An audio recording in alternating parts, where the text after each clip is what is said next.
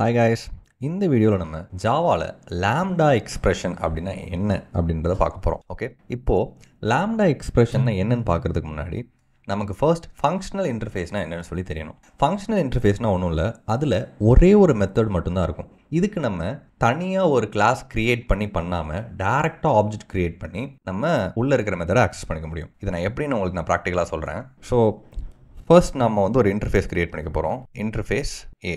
Okay, இன்டர்ஃபேஸில் abstract methods மட்டும் தான் இருக்கும். ஜஸ்ட் வாய்ட் டிஸ்பிளேன்னு சொல்லி நான் வந்து ஒரு அப்ஸ்ட்ராக்ட் மெத்தட் வந்து கிரியேட் பண்ணிக்கிறேன். இன்டர்ஃபேஸுக்கு என்னால் ஆப்ஜெக்ட் கிரியேட் பண்ண முடியாது. கரெக்டாக ஏ ஓபிஜே ஈக்குவல் டு நியூ ஏன்னு சொல்லி நான் கிரியேட் பண்ணுறேன். எனக்கு வந்து இங்கே எரர் காட்டுது. ஏன் எரர் காட்டுது அப்படின்னா can not instantiate the type A. ஆனால் இந்த இடத்துல என்னால் என்ன பண்ண முடியும்னா, இப்போ நல்லா கவனிங்க, இப்போ நான் இந்த இடத்துல ஒரு ப்ராக்கெட் போட்டு இப்போது இதுக்குள்ளே என்னால் என்ன பண்ண முடியும் அப்படின்னா public void display sis out this is display method. இப்போ நான் என்ன பண்ணியிருக்கேன்னு பாருங்கள், டேரெக்டாக ஆப்ஜெக்ட் க்ரியேட் பண்ண முடியாது. கரெக்டாக இன்டர்ஃபேஸ்க்கு ஆப்ஜெக்ட் க்ரியேட் பண்ண முடியாது. ஆனால் நான் ஆப்ஜெக்ட் க்ரியேட் பண்ணி நான் அந்த ஃபங்க்ஷனையும் கால் பண்ணியிருக்கேன். இங்கே என்ன நடந்திருக்குன்னா, டேரெக்டாக நம்மளால் இன்டர்ஃபேஸ்க்கு ஆப்ஜெக்ட் க்ரியேட் பண்ண முடியாது. A obj equal to new a and bracket இப்படி நான் போடுறது மூலமாக டிஃபால்ட்டாக எனக்கு வந்து ஒரு இன்னர் கிளாஸ் க்ரியேட் ஆகுது. ஓகே, அந்த இன்னர் கிளாஸ் க்ரியேட் ஆகிறதுனால என்னால் இதுக்குள்ளே இருக்கிற ஒரே ஒரு அப்ஸ்ட்ராக்ட் மெத்தடை டேரெக்டாக இங்கே பாடி அதுக்கு வந்து இம்ப்ளிமெண்ட் பண்ணி என்னால் இந்த ஆப்ஜெக்டை வச்சு இந்த ஃபங்க்ஷனை என்னால் கால் பண்ணிக்க முடியும். ஓகே, ரொம்ப சிம்பிளாக இதுதான் ஃபங்க்ஷனல் இன்டர்ஃபேஸ். ஓகே, இப்போது லாம்டா எக்ஸ்பிரஷன்னா என்ன?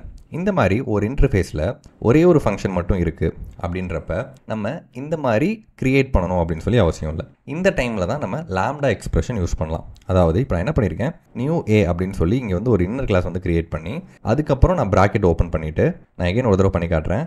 OBJ equal to new a and then இங்கே ஒரு கர்லி ப்ராக்கெட் ஓப்பன் பண்ணுறேன். இங்கே பப்ளிக் வாய்ட் டிஸ்பிளேன்னு சொல்லி மேலே இருக்கிற அந்த மெத்தடுக்கு பாடி க்ரியேட் பண்ணுறேன்.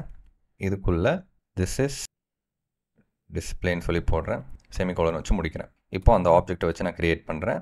ஓபிஜே டாட் டிஸ்பிளேன்னு சொல்லி நான் பிரிண்ட் பண்ணுறேன். ஓகே, ஸோ இந்த மாதிரி நான் வந்து இன்னர் கிளாஸ் க்ரியேட் பண்ணி நான் வந்து பண்ணுறேன். இப்படி நான் பண்ணணும்னு அவசியம் இல்லை.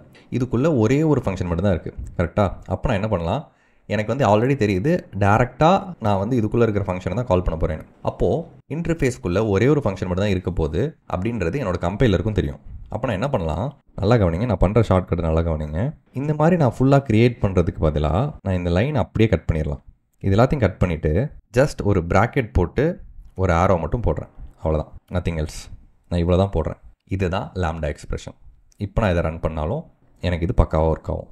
ஓகே, ஸோ நான் அகெயின் பண்ணி காட்டுறேன். ஃபர்ஸ்ட் நீங்கள் வந்து உங்களுக்கு கன்ஃபியூசிங்காக இருக்குன்றதுனால ஃபர்ஸ்ட் நியூ ஏ அண்ட் ஒரு ப்ராக்கெட் ஓப்பன் பண்ணுறீங்க. மேலே இருக்கிற ஃபங்க்ஷனுக்கு பாடி க்ரியேட் பண்ணுறீங்க, உள்ளே பிரிண்ட் பண்ணுறீங்க. Okay, so and then semicolon போட்டு முடிக்கிறீங்க. இதை அப்படியே கட் பண்ணிட்டா நம்ம வந்து லாம்டா எக்ஸ்பிரஷன் இந்த மாதிரி நம்ம பண்ணிக்கலாம். இல்லைனா டேரெக்டாகவே இது எதுவுமே இல்லாமல் நீங்கள் ப்ராக்கெட் க்ரியேட் பண்ணிட்டு ஒரு ஆரோ போட்டுட்டு இதுக்குள்ளே சிஸ் அவுட் ஹலோ. ஓகேவா?